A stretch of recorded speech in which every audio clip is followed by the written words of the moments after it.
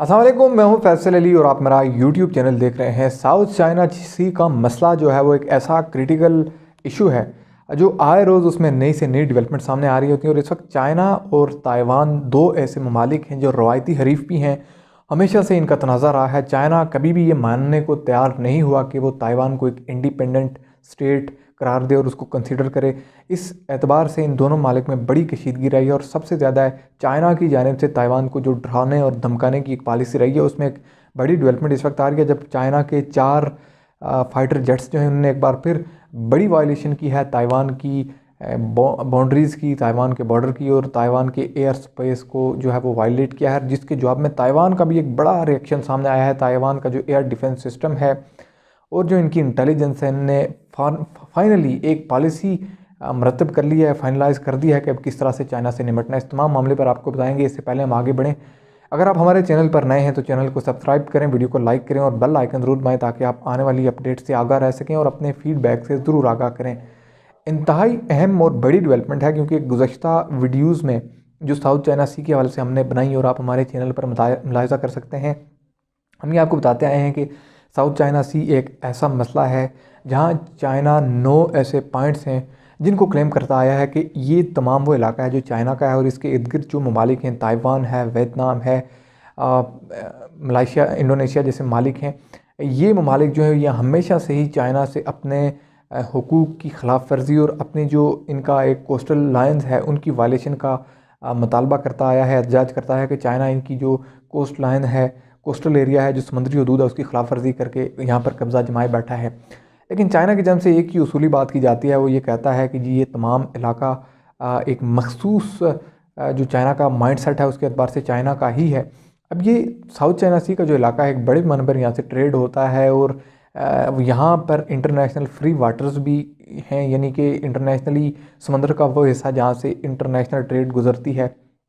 और वहाँ के लिए एक स्पेशल कवानीन है। इंटरनेशनल जो कवानीन समंदरी हदूद और समंदरी बॉर्डर्स के हवाले से हैं, इंटरनेशनल मैरीटाइम्स लाज हैं, कुछ मौजूद हैं। उसके तनाज़र में यहाँ से एक बड़ी ट्रेड भी होती है, ऑयल के शिप्स यहाँ से गुजरते हैं, मुख्तलिफ ट्रेड हो रही है। उस एतबार से चाइना यहाँ मखसूस एक इलाका जो है इसको क्लेम करता है और इसमें ताइवान जो है वो चाइना के साउथ चाइना सी में बिल्कुल ही आमने सामने मौजूद है और इसकी टेरिटरी जो है वो चाइना ये कहता आया कि ये मेरा ही हिस्सा है। यहाँ पर चाइना का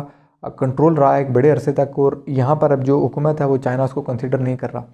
इससे पहले जनवरी में हमने देखा था, जो 20 जनवरी को चाइना की जानिब से चाइना के कम अज़ कम 12 से 14 फाइटर जेट्स जो हैं इन्होंने ताइवान की एयर स्पेस जो उसको वायलेट किया था, उसको क्रॉस करते हुए आगे बढ़े थे और एक पैगाम दिया था कि चाइना किसी भी सूरत में ताइवान की सॉवरेनिटी जो है उसको नहीं मानता, उसकी इंडिपेंडेंस को कबूल नहीं करता। और ये भी कहा गया था चाइना की जानिब से कि अगर ताइवान अपनी इंडिपेंडेंस का ऐलान करता है तो चीन की जानिब से एक बड़ा रिएक्शन आएगा, एक बड़ा उसको मज़ामत बर्दाश्त करनी पड़ेगी और ये स्ट्राइक्स की सूरत में भी हो सकता है, ये मिलिट्री एक्शन की सूरत में भी हो सकता है। अब जब बड़ी डेवलपमेंट आज यानी जुमे के रोज़ ये डेवलपमेंट सामने आ रही है और ये डेवलपमेंट है चाइना की जानिब से 4 JF-17 और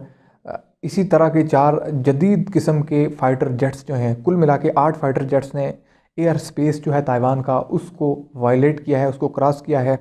और एक बार फिर ये मैसेज देने की कोशिश किया कि देखिए हम आपकी ना बॉर्डर्स को तस्लीम करते हैं, ना आपकी इंडिपेंडेंस को हम तस्लीम करते हैं और एज अ कंट्री तो हम आपको कबूल करते ही नहीं।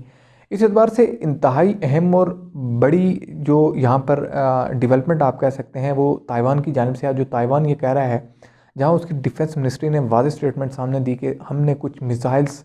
जो हैं उनको डिप्लॉय कर लिया है, जो चाइना की जानिब से अगर नेक्स्ट एयर स्पेस की वायलेशन होती है उसको काउंटर करेंगे। और उसी के साथ साथ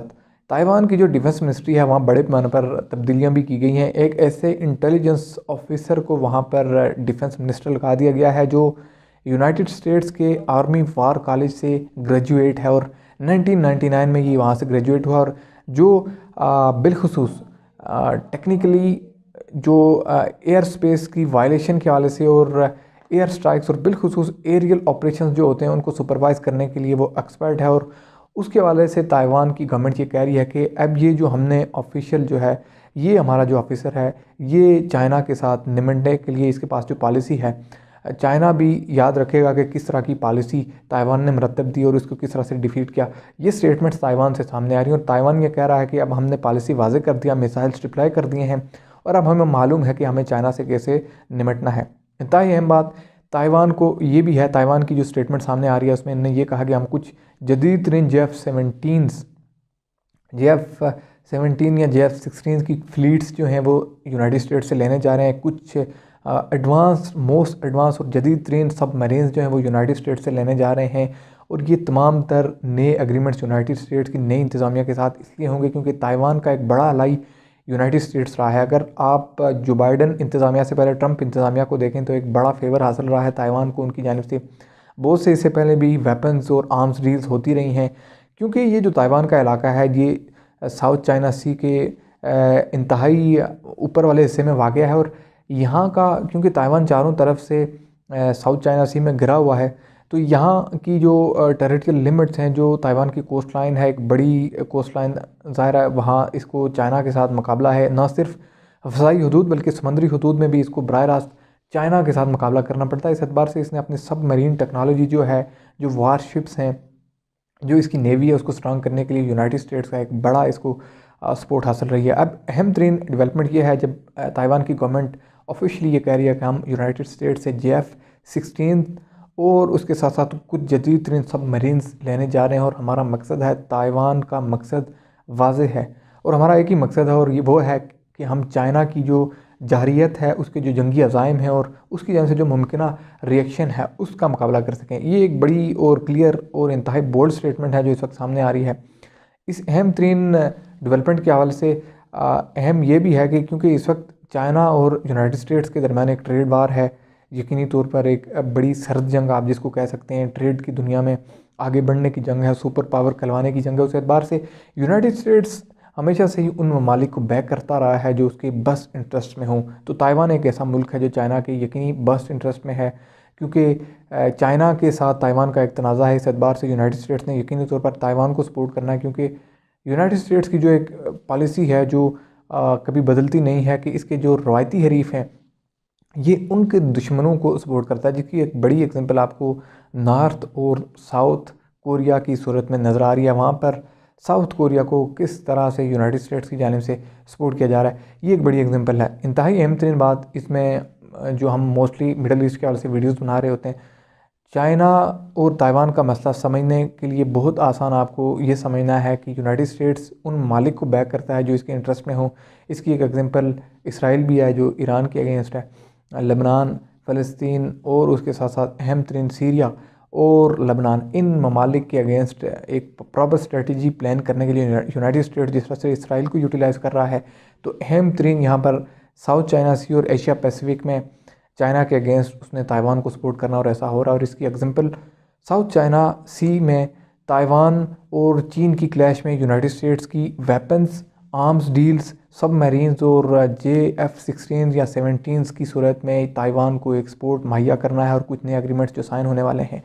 अहम तरीन डेवलपमेंट अब ताइवान जो है उसकी और चाइना के दरमियान मुमकिन किसी कशीदगी की सूरत में सामने आ सकती है क्योंकि जिस नौयत तक ये मामला जा चुके हैं ये किसी कशीदगी से पहले रुकने वाले नहीं हैं। अब देखना यह कि इस तमाम तर मामले में अहम तरीन डेवलपमेंट क्या होती है। अभी तक के लिए इतना ही। चैनल को ज़रूर सब्सक्राइब करें, वीडियो को लाइक करें और अपना फीडबैक कमेंट की सूरत में ज़रूर दें। अल्लाह हाफ़िज़।